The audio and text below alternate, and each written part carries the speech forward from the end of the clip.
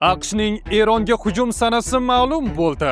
AQShning Eronga zarbalari shu dam olish kunlari boshlanishi mumkin. Armiya shay holatga kelib Trampning buyrug'ini kutyapti. Buyuk Britaniya Eron tomoniga o'tdi. Nega? Britaniya Erondan qo'rqdi degan iddaolar ham bor. Aslida masala qo'rquvda emas. G'azo butkul vayron qilinishi kerak. AQSh senatoridan keskin bayonot. Biz Germaniyani va Yaponiyani vayron qilganmiz. Ular ham G'azoni vayron qilsin. Ukraina yana 3 yil urushni davom ettirishga tayyor. Frontdagi eng muhim o'zgarishlardan biri Zelenskiy hukumatiga urushni davom ettirish uchun katta kuch va ishonch bergan. Chunki shu va boshqa xabarlarning to'liq tafsiloti doimgidek video davomidan o'rin olgan.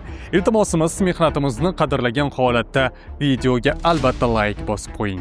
Biz esa xabarlarning to'liq tafsilotini e'tiboringizga havola qilamiz. Ishonasizmi? Bu men 6 oy avval 89 kilogramm edim. Hozir esa 65 kiloman. Ko'pchilik mendan bir narsani so'rayapti. Oshqozoningni kestirdingmi? Qanday qattiq parhezda ozding? Bugun barcha savollarga javob beraman va sirlarni ochaman. Hech qanday operatsiyalarsiz va qiynoqli parhezlarsiz. Mening xaloskorim Dexen kompaniyasining Garcinia kapsulalari. Shirinlikka o'chlikni yo'qotadi, jigarni tozalaydi va yangi yog' hosil bo'lishini to'xtatadi. Uni men Lazy Black kofesi bilan ichdim. Bu kofe tarkibidagi ganaderma tanadagi zararli toksinlarni haydab chiqaradi. Natijada organizm o'z-o'zidan sog'lomlashadi va siz oyiga 5 kilogramdan 8 kilogrammgacha vazn tashlaysiz. Mutlaqo nojo'ya ta'siri yo'q. Lekin eng zo'r joyi hali oldinda. Men bu mahsulotlar bilan nafaqat ozdim, balki Dexen kompaniyasi bilan pul ishlashni boshladim. Siz ham pastdagi havola orqali ro'yxatdan o'tib, mahsulotlarni 20% chegirma bilan olishingiz mumkin va o'z havolangizni boshqalarga tavsiya qilish evaziga ular sotib olgan har bir to'plam uchun daromad topishingiz mumkin. Hoziroq birinchi kommentariyadagi havola orqali ro'yxatdan o'ting va mahsulotga buyurtma bering. Batafsil ma'lumot uchun raqamlar ekranlaringizda. AQSh Eron qirg'oqlari yaqinida yirik harbiy guruhni to'pladi. 2003-yilda Iroqqa bostirib kirishdan oldingi manzara esga tushadi. O'sha paytda ham Washington avval kuch yig'di, so'ng qaror qabul qildi. Bugun esa tarix takrorlanadimi degan savol tobora jiddiylashmoqda.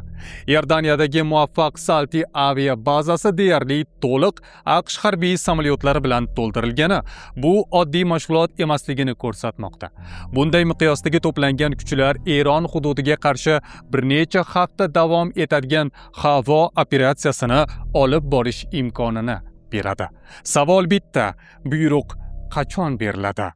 The Wall Street jurnal nashri xabariga ko'ra, Donald Trump Tehronni yadroviy kelishuvga majburlash uchun cheklangan harbiy zarba variantini ko'rib chiqmoqda. Dastlabki rejada Eronning ayrim harbiy yoki hukumat obyektlarga nuqtaviy zarbalar berish ko'zda tutilgan. Ammo agar Tehron yadroviy dasturni to'xtatishdan bosh tortsa, keng ko'lamli operatsiya ehtimoli ham istisno qilinmayapti. Bu esa mintaqani faqat lokal mojaro emas, balki keng qamrovli urush sari sudrashi mumkin. Reuters agentligining xabar berishicha, AQSh Eronga qarshi nafaqat maqsadli zarbalar berishni, jumladan ayrim rahbarlarni yo'q qilish variantlarini ham ko'rib chiqmoqda. Ulardan biri Eron oliy rahbari Oyatulloh Ali Xomanaiy va uning o'g'li Mujtabo Xomanayini yo'q qilishdir. Bu haqda Donald Trampning yuqori lavozimli maslahatchilaridan biri Axios nashriga bergan intervyusida aytib o'tdi. Manbaning aytishicha, har qanday holat uchun reja bor, lekin prezident qaysi yo'lni tanlashi hozircha noma'lum. Yana bir manba bu reja bir necha hafta oldin Trampga taqdim etilganini tasdiqlagan. Operatsiyani rejalashtirish jarayoni yakuniy bosqichda, ammo aniq maqsadlar va muddatlar oshkor qilinmagan. Vaziyatni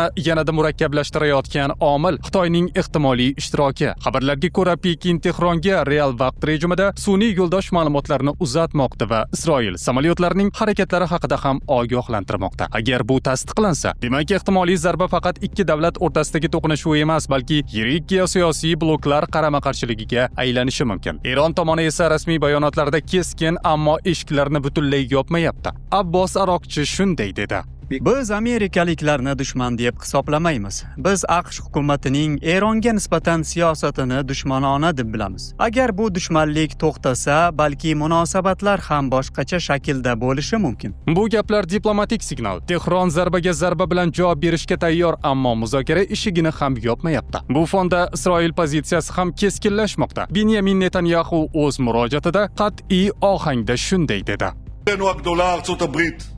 Agar oyatullohlar xato qilib bizga hujum qilsa, ular tasavvur ham qila olmaydigan javobga duch keladi. Biz o'zimizni himoya qilish huquqiga egamiz va bu huquqni so'zda emas, amalda ko'rsatamiz. Kim bizga qo'l ko'tarsa, javobi tez, kuchli va og'riqli bo'ladi.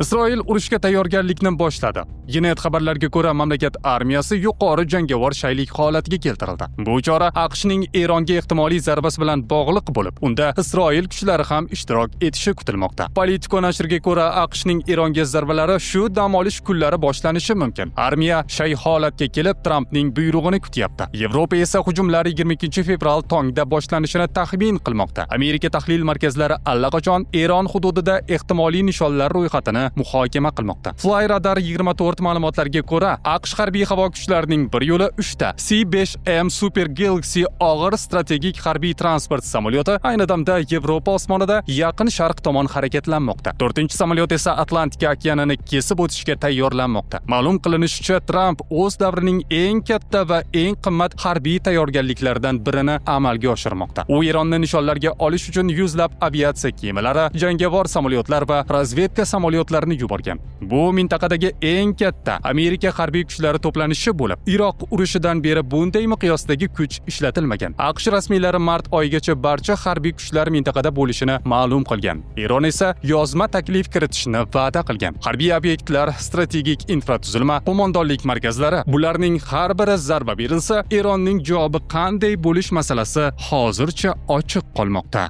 Kecha Buyuk Britaniyadan Washingtonga Eronni bombardimon qilish uchun qo'llab-quvvatlov bildirilgan edi. Bugun esa o'sha London bizning ba'zilar umumiy, lekin kaliti hech kimga berilmaydi demoqda. Buyuk Britaniya bosh vaziri Kir Starmer hozir AQShga aniq cheklov qo'ydi.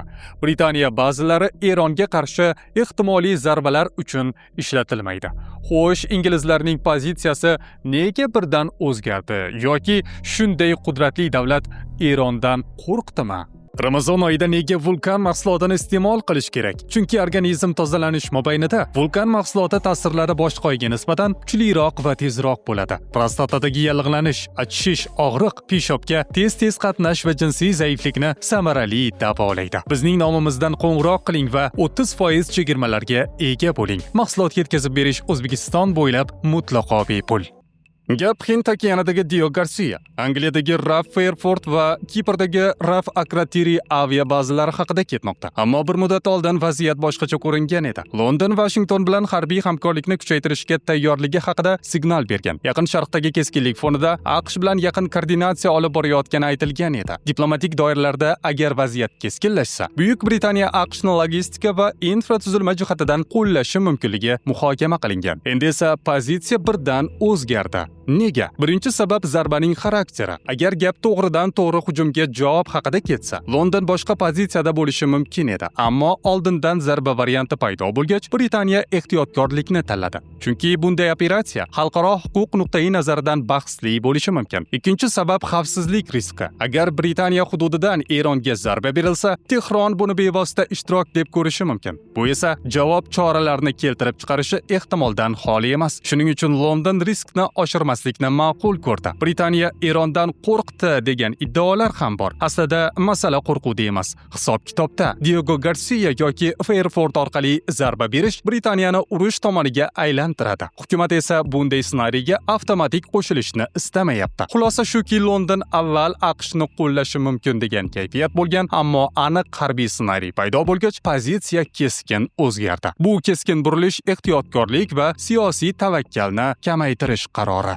AQSh siyosiy doiralarida yana shov-shuvli chiqish yangradi. AQSh senatori Respublikachilar partiyasi vakili Lindsey Graham G'azo masalasida o'ta keskin va bahsli bayonot berdi. U Isroil harbiy amaliyotlarini ochiqchasiga qo'llab-quvvatlab, G'azo hududi butunlay vayron qilinishi mumkin va kerak degan fikrni ilgari surdi. Senator o'z chiqishida tarixiy taqqoslash keltirib, Ikkinchi jahon urushidan keyingi Germaniya va Yaponiya misolini eslatdi. Falastinning mavjudligi bu Isroilga tahdid. va ular G'azoni butkul vayron qilishi mumkin. Shunchaki vayron qilsin. Agar men Isroil bo'lganimda xuddi shunday qilgan bo'lardim. Harbiy g'alabasiz radikalizmning yengishni iloji yo'q. Biz Germaniyani va Yaponiyani vayron qilganmiz. Ular ham G'azoni vayron qilsin. Senatorning Berlin va Yaponiya haqidagi iboralari bevosita Ikkinchi jahon urushi davrida AQSh tomonidan Germaniya va Yaponiyaga qarshi olib borilgan keng ko'lamli bombardimon kampaniyalariga ishora qiladi. U shuni urg'ulayaptiki, radikal kuchlarni faqat to'liq harbiy mashg'ulot orqali yo'q qilish mumkin. Biroq tanqidchilar bunday yondashuv kollektiv jazolash va tinch aholi hayotini xavf ostiga qo'yish bilan tenglashishini ta'kidlashmoqda. Shu fonda AQShning Isroildagi elchisi Mike Huckabee ham keskin fikr bildirdi. Uning ta'kidlashicha, Isroil G'azoni qayta tiklash uchun bir tiyin ham to'lamasligi kerak. Aksincha, agar masala moliyaviy javobgarlik haqida ketsa, Isroilning o'zi kompensatsiya olishga loyiq. Bu bayonotlar AQSh siyosiy elitasi ichida Isroilni shartsiz qo'llab-quvvatlash tendensiyasi kuchayganini ko'rsatmoqda. Bir tomonda harbiy yo'l bilan to'liq yo'q qilish va sindirish konsepsiyasi, ikkinchi tomonda moliyaviy javobgarlikni rad etish va hatto aksincha da'vo qilish g'oyasi ilgari surilmoqda. Ukraina yana 3 yil urushni davom ettirishga tayyorlanmoqda. Zelenskiy yopiq uchrashuvda diplomatik muzokaralar kutilgan natija bermaganini ochiq aytdi. Shu sababli Ukraina rahbariyati jangovar harakatlarni yana kamida 3 yil davom ettirishga mo'ljallangan yangi harbiy strategiyani ishlab chiqishga topshiriq berdi. Ukraina rahbari muzokaralardan voz kechish qarorini xavfsizlik kafolatlarining real mexanizmi yo'qligi, Rossiya tomonidan ilgari surilayotgan shartlarning hududiy yon berishga tengligi va teng huquqli kelishuv imkoniyati mavjud emasligi bilan asoslamoqda. Aslida Kiyev uchun asosiy omil qog'ozdagi tinchlik emas, amalda himoyalanadigan xavfsizlik tizimi yo'qligi. Shu sabab muzokaralar to'xtatilgani siyosiy ehtiyotkorlik emas, balki harbiy reallikka moslashuv sifatida ko'rilmoqda. Frontdagi eng muhim o'zgarishlardan biri Zelenskiy hukumatiga urushni davom ettirish uchun katta kuch va ishonch bergan. Chunki avval xabar berganimizdek, Zaporojyedan 80 km sharqda 201 kvadrat kilometr hududning qaytarib olinishi bu so'nggi 2,5 yil ichidagi eng tezkor hududiy yutuqlardan biri bo'lib, strategik nuqtai nazardan kichik hudud bo'lsa-da, operativ boshqaruv va jangovar tashabbusning qayta qo'lga olinganini anglatadi. Shuningdek, G'arb davlatlari Ukrainaga uzoq masofali raketa tizimlari, havo mudofaasi komplekslari va o'q-dori ta'minotini kengaytirishda davom etmoqda. Biroq ta'minotning tezligi va hajmi front ehtiyojlariga to'liq mos kelmayotgani ham qayd etilmoqda. Shu sababli Kiyev harbiy ishlab chiqarishni ichki darajada oshirish va mudofaa sanoatini kengaytirish siyosatini ham parallel ravishda kuchaytirmoqda. Rossiya tomoni esa o'z nazoratidagi hududlarni saqlab qolish bilan birga frontni muzlatish orqali siyosiy muzokaralarda ustunlikni mustahkamlash taktikasini qo'llamoqda. Moskva NATO kengayishini strategik tahdid sifatida ko'rsatib, xavfsizlik kafolatlari bo'yicha o'z talablarini ilgari surmoqda. Ikki tomonning pozitsiyasi shuni ko'rsatadiki, bu urush hali beri yakunlanmaydigan ko'rinadi. Bizda hozircha shular. Voqealar rivojini aynan bizning kanalda kuzatib boring. Kanalimizda yangi bo'lsangiz, obuna bo'lib qo'yishni, muhim xabarlarni o'tkazib yubormaslik uchun qo'ng'iroqchani bosib qo'yishni unutmang. Biz yana ko'rishamiz. O'zingizni ehtiyot qiling.